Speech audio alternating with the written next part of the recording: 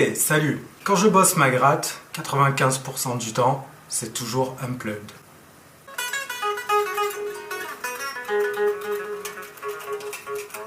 Pourquoi unplugged? Parce que je n'ai plus d'ampli chez moi depuis très longtemps, depuis que je me suis fait une hernie discale à force de porter des marchots pour les concerts, les répètes, etc. Ça m'a gonflé. Et puis est venu le temps des préamps avec des simulateurs de cab qui sont beaucoup plus pratiques pour les répètes et les concerts. Du coup, j'ai tout revendu. Il me reste plus que les grattes. J'ai plus d'ampli. Quand je veux enregistrer quelque chose, ça se passe direct sur le PC. Mais voilà, seulement des fois, j'ai envie d'envoyer la patate, d'avoir un peu de disto pour rendre les choses peut-être un peu plus plaisantes ou plus réalistes sur ce quoi je suis en train de travailler. Pourquoi est-ce que ça me gonfle de me brancher? Je vais vous montrer. Quand je me branche sur le PC, voilà tout ce que j'ai à faire. Faut que j'allume le PC. Les enceintes de monitoring. L'autre. Hop là. Et là, il ne reste plus qu'à attendre que Windows démarre. C'est chiant, c'est long, ça peut casser l'élan. A few moments later. Ça y est, faudrait que j'allume l'IASFX, Cubase, Guitar Pro pour certains qui sont peut-être un peu en retard aussi. Le Pot Farm, pas mal, mais bon, le son un peu chimique. Enfin bref, tous ces trucs. Ça casse l'élan, moi je veux jouer tout de suite, je veux avoir la disto tout de suite, les effets tout de suite. Qu'est-ce que je fais? Oh, voilà ce que je fais. Le Vox Audio Air Guitar. Un ampli pour bureau. Un ampli de maison. Alors on va l'ouvrir, voir ce qu'il y a dedans. Attention les yeux.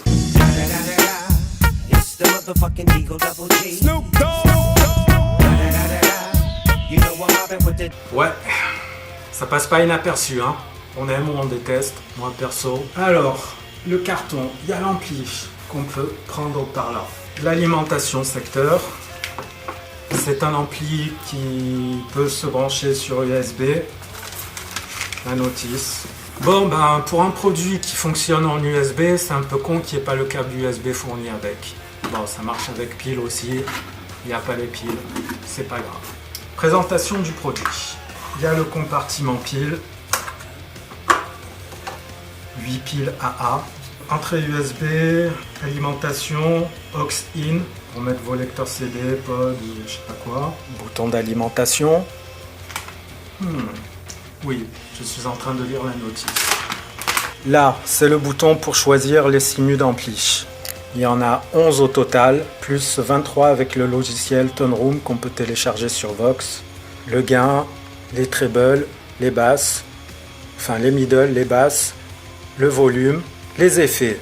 Dans les effets, il y a le chorus, le flanger, le phaser et le tremolo. Ensuite, on a du delay, du wide delay, la reverb spring et la reverb hall. Là, on a le volume pour les instruments et le volume pour l'audio. L'input pour le jack instrument, pour le phone. Là, c'est un bouton wide.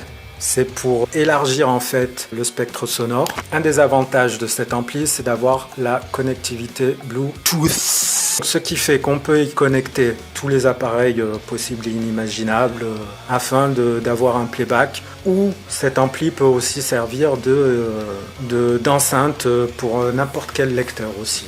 Quand on a un playback, on peut faire la balance entre le volume des instruments et le volume audio du playback. Très pratique. Donc le tap, c'est pour régler les effets, donc tap delay, etc. On tape au tempo. Effet tuner aussi. Il y a des banques, il y a 2x4 banques. Les enceintes, c'est du 2x3, 2x3 pouces. J'ai testé. Quand on pousse le volume à fond, on sent bien l'air. Ça envoie. Oui, et il pèse 2,9 kg sans les piles.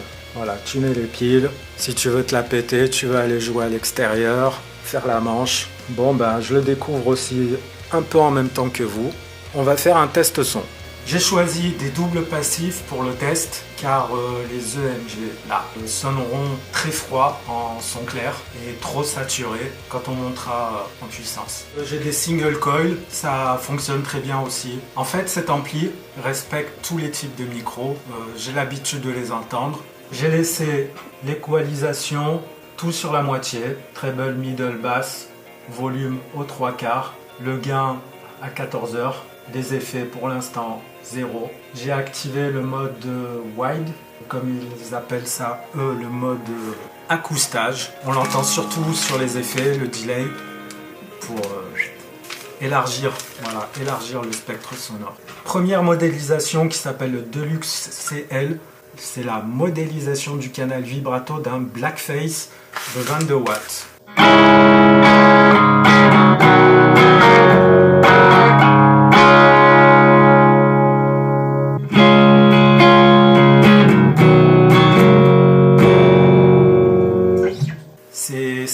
Ça envoie du treble là. Bof, j'aime pas trop celui-là. On va passer au suivant, l'AC30. Il y a moins de treble, c'est beaucoup plus chaud.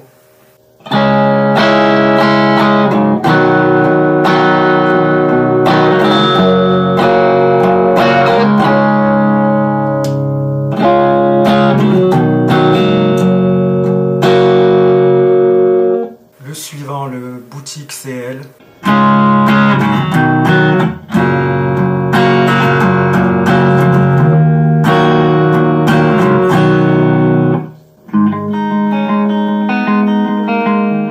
L'ampli suivant, l'AC30TB.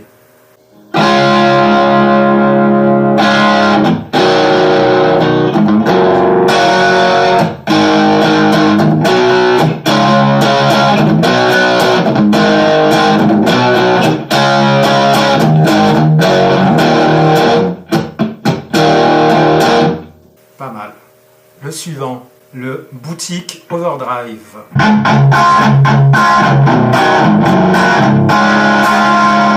Le suivant, le Texas Lead.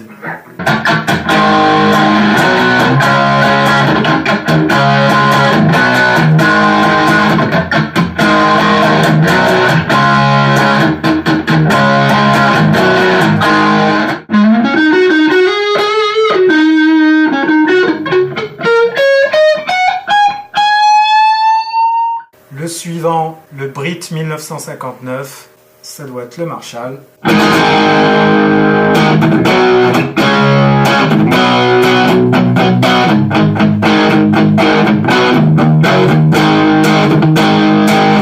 Le Brit 800.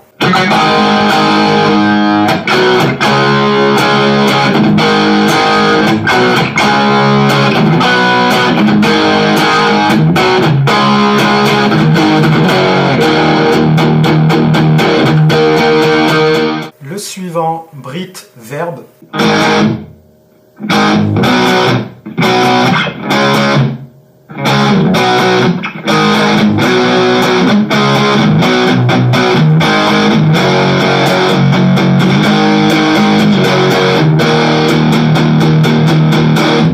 Pour l'instant, EQ, gain tout au milieu. Le suivant, le double rec, à mon avis, le Rectifier. Je confirme, pour la peine, j'augmente le gain.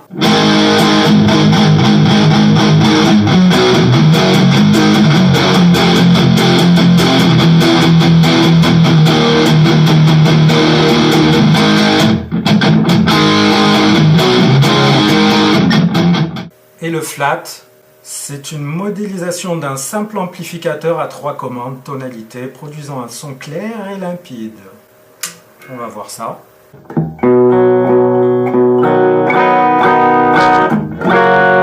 À mon avis, ça doit être fait peut-être pour brancher une basse, un clavier, s'il y a encore des joueurs de clavier. Bon, maintenant on va voir un peu les effets sur les deux modèles d'ampli qui m'ont plu, à savoir le AC30 et le double rec. Le chorus sur le AC30.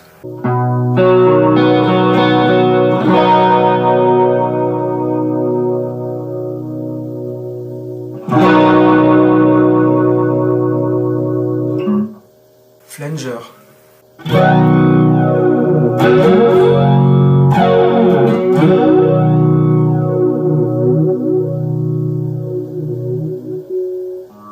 Le phaser.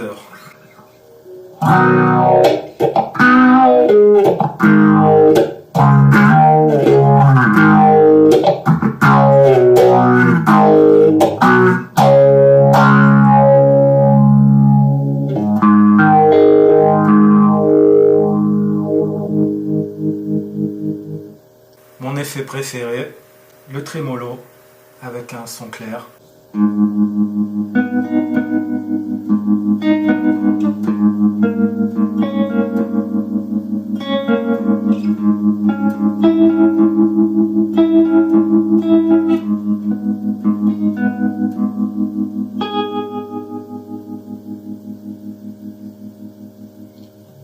À cela, je vais rajouter une delay.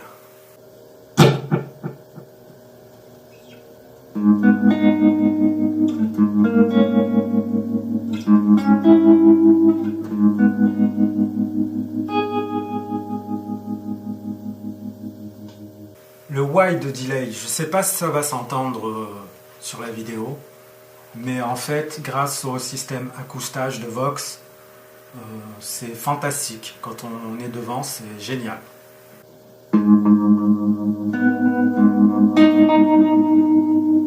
Comme une stéréo delay en fait.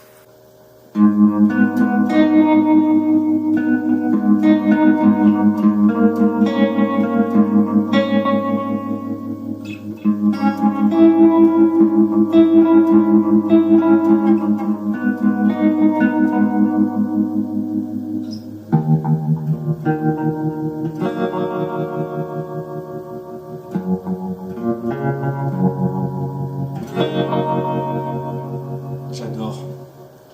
On va mettre une reverb de type spring. On entend bien la reverb.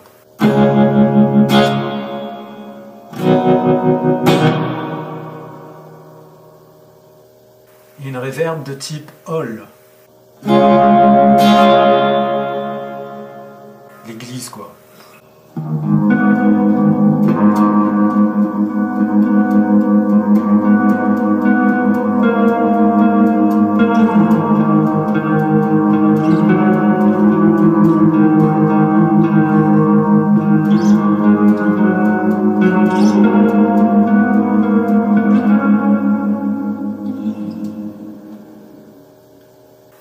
Alors pour ma part, je dirais que les effets proposés sont assez convaincants. Maintenant, on va voir les effets avec le double rec. On va se mettre un petit peu de delay, un petit peu de chorus.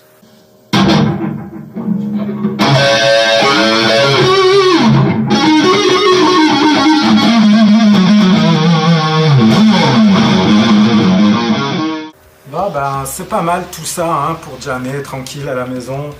Les effets sont, les amplis on les reconnaît assez bien. On peut tout travailler et creuser sur Tone Room. Il y a aussi un logiciel fourni avec le Jambox. Ah oui, important aussi, il y a un noise gate inclus et réglable. Il y a un égaliseur audio pour les appareils extérieurs.